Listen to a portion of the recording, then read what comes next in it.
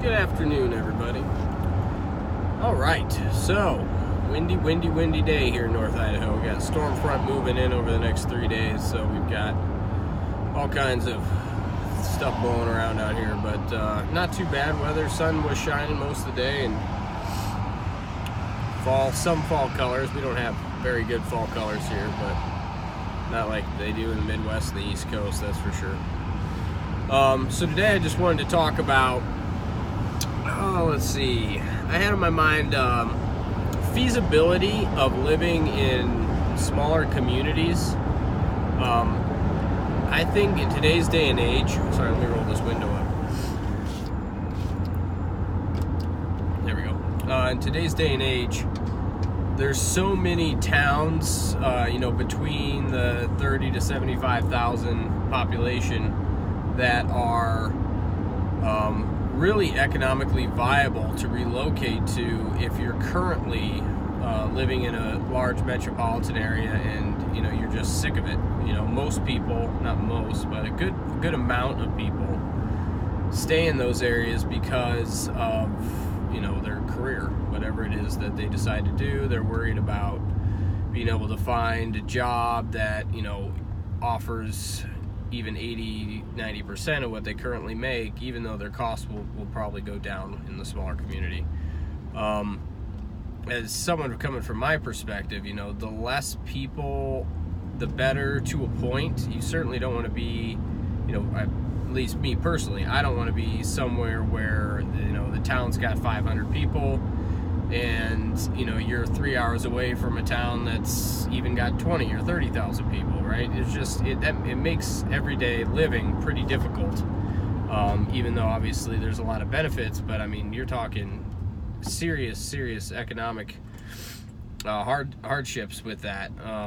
So unless you're if you're retired or have a monthly income from that, or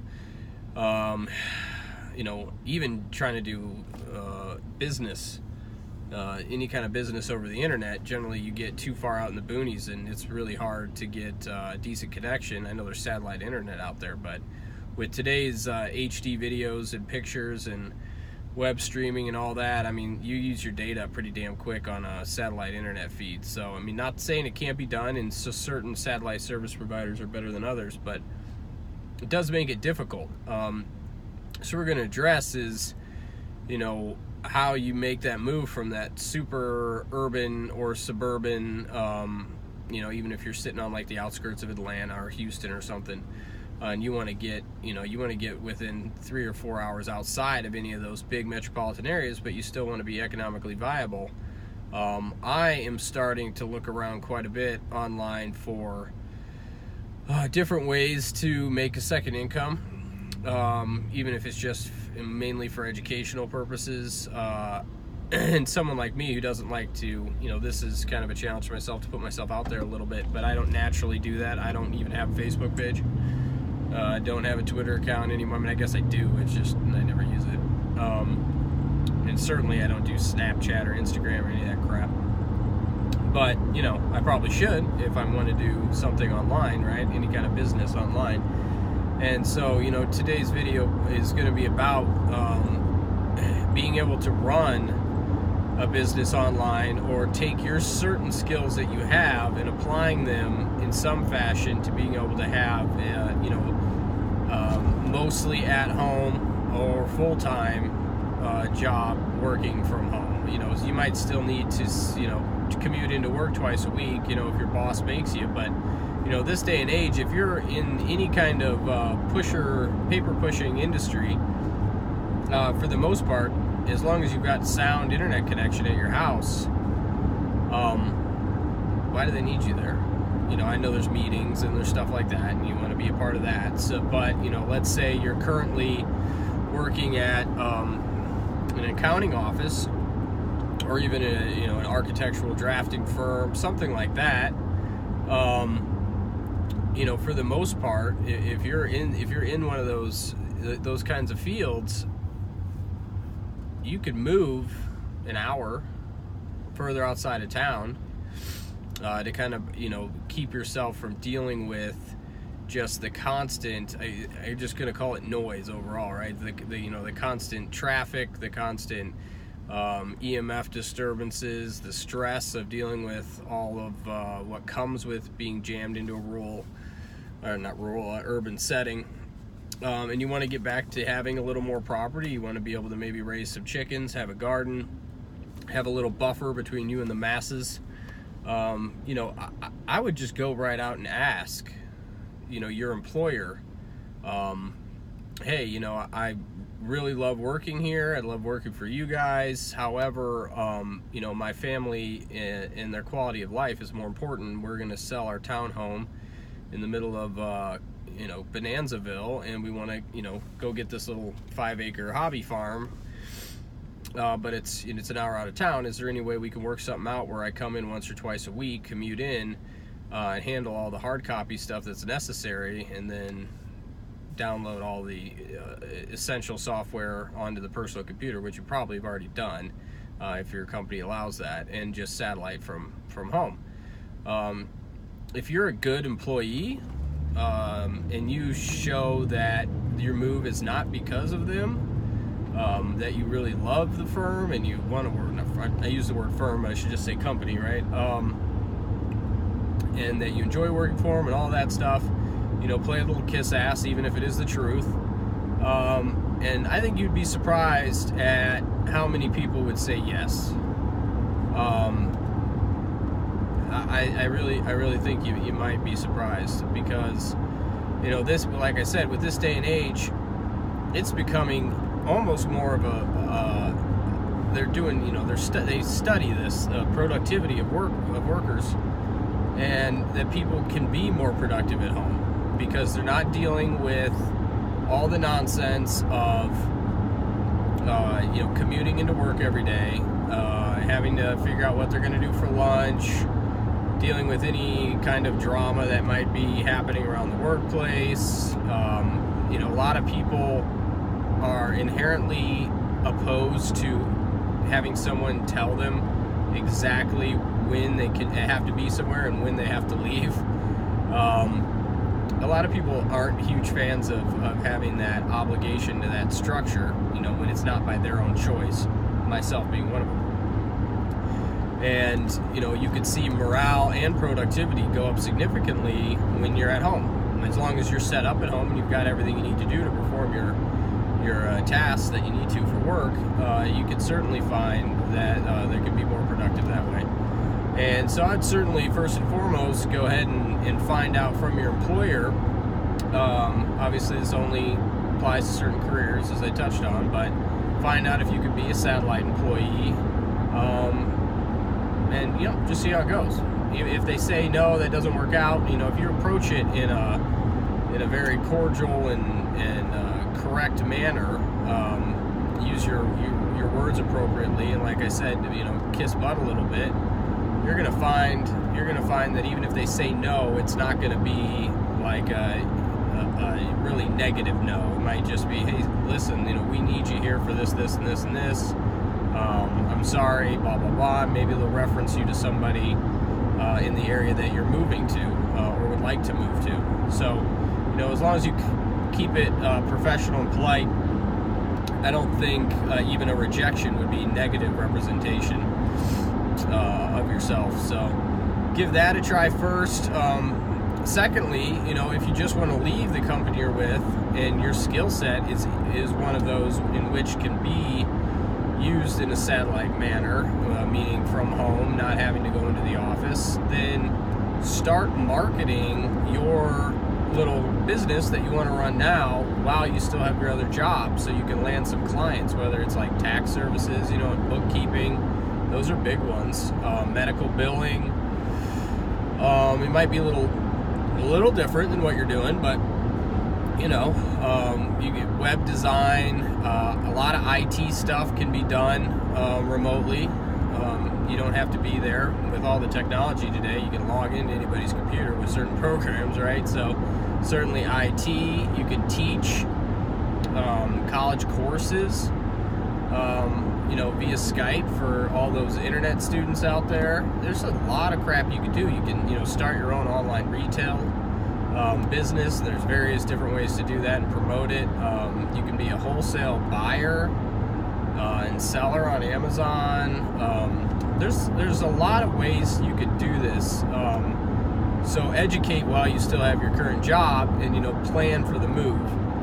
I think anybody who currently has a job that would allow them to do that, to do mostly computer work, will find it really beneficial if they just start that little process of learning more about how they can make it happen. After 2 or 3 months, you might start feeling pretty confident that, hey, and I think I'll be able to put in my 3-4 week notice at my company and we'll be able to survive. I think I can pull off at-home business. And it's just a matter of knowledge, right? Gaining the knowledge to become confident in that. Now, for those of us out there who don't, currently, you'll see what kind of jobs you might have to be at, right? Obviously, if you're any kind of manufacturing, doesn't get much more hands-on or in-house or in the workplace than manufacturing does. So that can be a tough one. But if you know how to do the CNC stuff, you know how to do CAD, you know how to work. I mean, you can, generally speaking, find employment. Or if you have a property that has a shop on it, you could start your own. Start your own small business from your property once you made that move out of the city. And there's a million different examples. I really think the internet and the broad spectrum use of the internet by basically everybody now, right? Everything we do is on the internet. There's so many, even if it takes career change, and you might need to take a speed course online, like a 5, 6, 7 month certification thing, just to learn all the ins and outs of whatever it is you want to go into. You can learn that all online while you prepare to make that move and then land a job that you can do remotely. Computer programmers, computer programmers aren't going anywhere, and there's not enough of them now.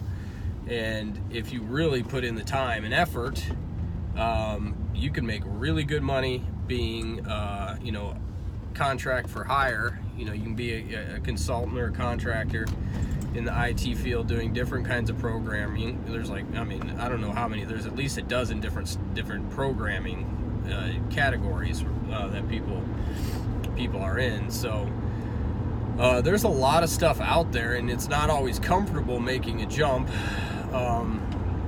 Unless you're me. The only thing that holds me down is not holds me down, that's the wrong way to say it. The only thing that keeps me anchored is probably the best way to say it, is, having a wife and kids, because I'm a gypsy. I'd go all over the place all the time and randomly try new stuff on a whim, which is an okay quality to have at times, and other times it can get you in trouble. So, whole yin and yang thing, wife tries to balance that out a little bit, which she does. But yeah, it can be a little bit scary, but don't try to do it all at once.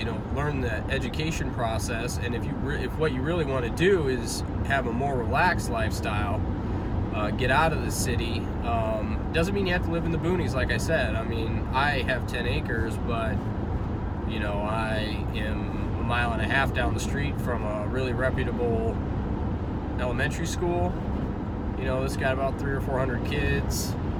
And, I've got, the street I'm on right now is only about 2 miles down the road from me, and, every 500 feet's a house. So, I can go to the gas station in 5 minutes, go to Costco in 25 minutes. So, everything's relatively close. And there's no reason that you can't have at least, you don't have to go from one extreme to the other, but there is middle ground there. And depending on where you live currently and where you're looking at relocating, you can get away with doing a lot, as long as you don't have CCRs and all these restrictive things, like HOAs, and I just can't stand it. People telling you can't have chickens or you can't have a garden, that kind of crap.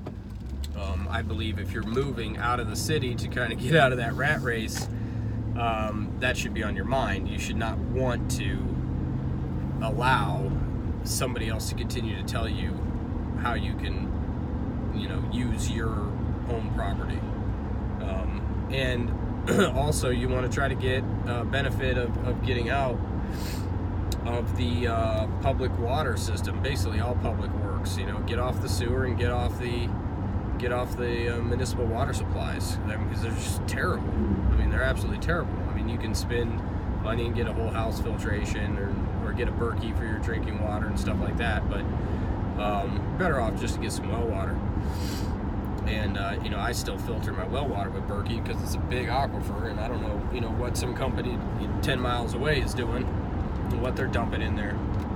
But all in all, I mean, you can make it happen. I encourage everyone to try and make it happen. I certainly think there's a pretty substantial movement for this, in percentage-wise is definitely up on how many people just kind of want to not have to deal with the smog and the electromagnetic fields and the constant stress of the hustle, which I'm doing right now anyway, even though I don't live in the big city.